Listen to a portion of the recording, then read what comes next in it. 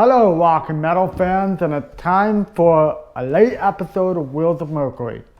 Let's roll!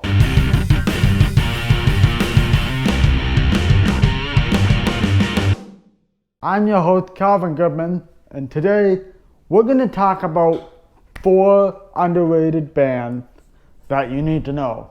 First off is a band called Celador. Celador was founded in 2003 under the name Apostate in Omaha, Nebraska. That is a very unusual location to start a European-style power metal group, but they started it anyway to counteract the metalcore scene that was around at the time. Chris Peterson founded the band, and he is the main songwriter, guitarist, and now vocalist of the band. They did before signing to Metal Blade Records in 2005. In 2006, they released their first album, Enter Deception, on Metal Blade, with such startling tracks like Leaving All Behind, A Song Far Beyond, and... Anyway, so they released Enter Deception with a different lineup than the current lineup. They used to have a different singer named Michael Gremio, who was a big influence on my singing voice because of his wavery tone and his very Bruce Dickinson-like tone. However, between 2007 and 2009, several members left, including guitarist Bill Hudson and Michael Gremio. In 2009, they relocated to Denver, Colorado, where they are still based out of. By 2011, Chris Peterson got together a different lineup with a keyboardist, and with him as the lead vocalist. They quietly released an independent EP called Honor Force, a 4-song EP. Then after 11 long years of waiting, Celador fans finally got to hear their new album, Off the Grid, released in 2017 off of Scarlet Records. Now, in my opinion, Michael Gremio was a better singer than Chris. I'm sorry to say this, but Chris Peterson is not a natural singer. He doesn't convey the epicness of power metal and speed metal all that well. I'm sorry, Chris, but please take it as constructive criticism and not me bashing you or anything. The next band I'd like to talk to you guys about is a metalcore band that existed for only 10 years from Cleveland, Ohio. Their name is Affiant. Now, you may remember them as the band that did that Africa Total cover, but if you don't, they were a band that started in Cleveland back in 2007. They signed to Bullet Tooth Records in 2010 and released their first album, No Secret Revealed. Their song Call to the Warrior, which features as downloadable content for the video game Rock Band. You guys remember Rock Band? The game everybody played back in 2008 to 2010? Those were the good old days, in my opinion. They had even a music video of them playing the track on Rock Band. I'm gonna link to that in the description. It's a very fun music video, and vocalist Dennis Tverdik is having fun as well. In 2012, he released the second album on Bullet Tooth Records called The Campaign. As expected from the title of the album, it was a very politically themed record. The album even begins with the announcement of President John F. Kennedy's death. This album is where I first discovered Affiant. I remember checking out iTunes in 2011, just browsing through the iTunes metal shows, and I see this song at number 11. I click on it, and this starts. Oh my god, my mind just blew apart. Dennis' vocals, in my opinion, are one of the most underrated singing voices I've ever heard in metalcore. Seriously, this guy should have been a major vocalist in metalcore if the band didn't run out of money and folded so quickly. He is definitely on par with Jesse Leach and Howard Jones from Killswitch Engage. He is at that level. I am not kidding you. In 2014, they released their third album, Blackout, featuring songs like Limitless, Monuments Fall, and other songs. That album was pretty good too. Unfortunately, the band was in dire straits financially. They released one last EP, Gaia, in 2016, and a Linkin Park cover before they broke up in 2017 after the Goodbye to Affiance tour. Dennis Tverdik now has a podcast called Rage Reason. It covers a lot of political stuff that is not appropriate for the channel, but I've got a link down to the podcast in the description if you wanna check it out. 2 of the episodes are him meeting up with his former band members. It's pretty entertaining.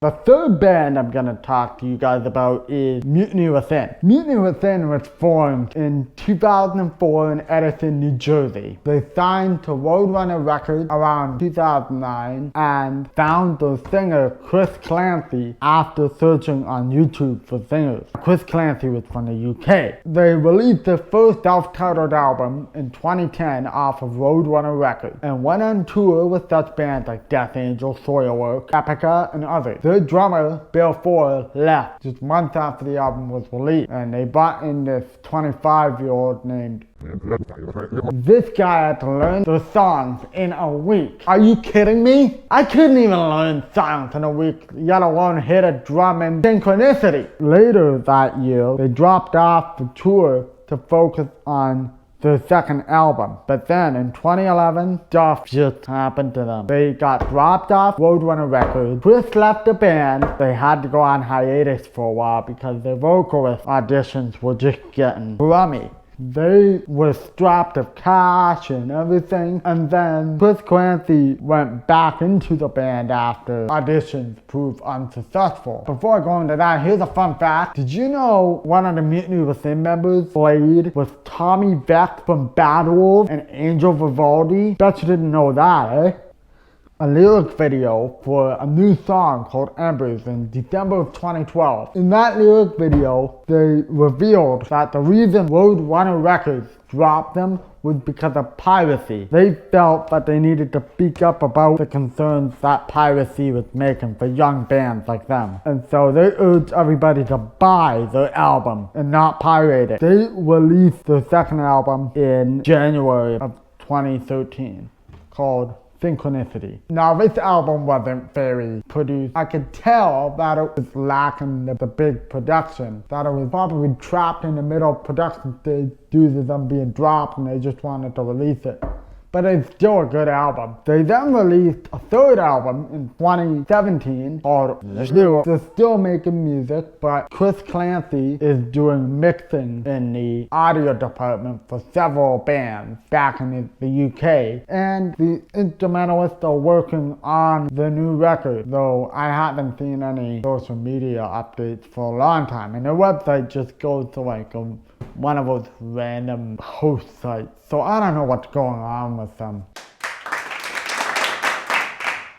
The last band I'm going to talk to you guys about is probably the heaviest of a bunch. Phlebotomize. Phlebotomize are from the Netherlands. They were one of the first death metal bands to incorporate violin and symphonic elements way before Septic Flesh and Flesh God Apocalypse ever did it. This band released the first album, Immense Intent, suspense off of Dutch label Cyber in 1994. Now at the time it had a good reception, although it was kind of weird for death metal at the time. Nobody really knew what to quite make of it. But it's a very, very good record in my opinion. Very different for what was going on at the time and very ahead of its time. Well, the next record would blow that one out of the water in terms of being ahead of its time. It was called Sky Contact and it was released in 1997, again on Cyber. This album was such a big leap forward that guitarist Rob Palms would later